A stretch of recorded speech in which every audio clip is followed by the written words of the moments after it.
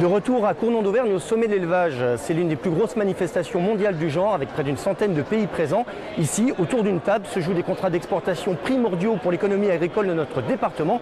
Je vous propose d'en découvrir les coulisses. Sur les génisses, on reste sur les normes que tu avais envisagées, c'est-à-dire environ 220 génisses.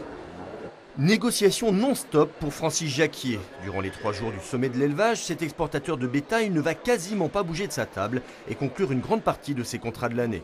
Parmi ses clients, de plus en plus de pays du Maghreb, comme ici avec Tarek, un acheteur algérien.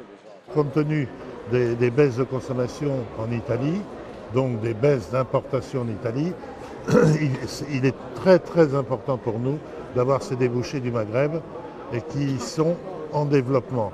Contrairement à l'Europe, au Maghreb, on consomme de plus en plus de viande bovine. Vétérinaire et chef d'entreprise en Algérie, Tarek importe chaque année environ 1500 bêtes de l'autre côté de la Méditerranée. C'est avec intérêt qu'il vient admirer le fleuron des limousines et prendre quelques précieux contacts. C'est le taureau qui a été champion du concours hier. Ça fait la 4e année que je viens ici au sommet de l'élevage. Et de plus en plus en Algérie, de l'autre côté, de l'élevage limousin, la race limousine qui est de plus en plus appréciée là-bas. On a importé presque 30 000 taurillons l'année passée, 30 000 broutards, et à 80%, 90% c'est des broutards français. Et la limousine représente quand même à peu près une vingtaine à 30% par rapport à ce qui s'importe en Algérie. Avant de signer des contrats d'exportation, il y a tout un travail de développement des marchés et de négociation. Un rôle de l'ombre primordial auquel s'emploie le Corrézien Pierre Chevalier, président européen des éleveurs, négociateur à l'Organisation mondiale du commerce. Il connaît son sujet sur le bout des doigts. Maintenant, on va lui poser quelques questions. Tous les experts sont unanimes. Dans les 10 années à venir, la consommation de viande bovine va augmenter de 20% dans le monde. Une vraie chance pour la France, premier producteur européen de race à viande. Mais rien n'est acquis, il faut sans cesse se battre pour gagner ou conserver les marchés.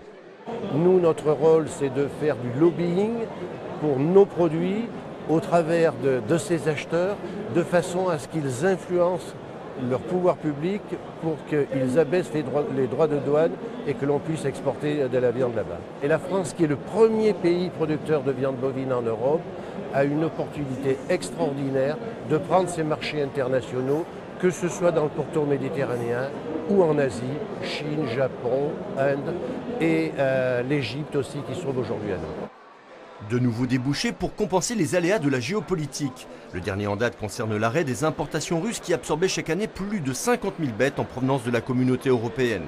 Une viande qui se retrouve sur le marché européen et fait baisser les cours. Les professionnels de la filière attendent avec impatience la réouverture du marché turc d'ici quelques semaines. Un marché qui, il y a quelques années, représentait 50 000 bêtes et 25 000 tonnes de carcasses vendues. C'est la fin de cette édition. Merci de votre fidélité. Bonne soirée sur France 3.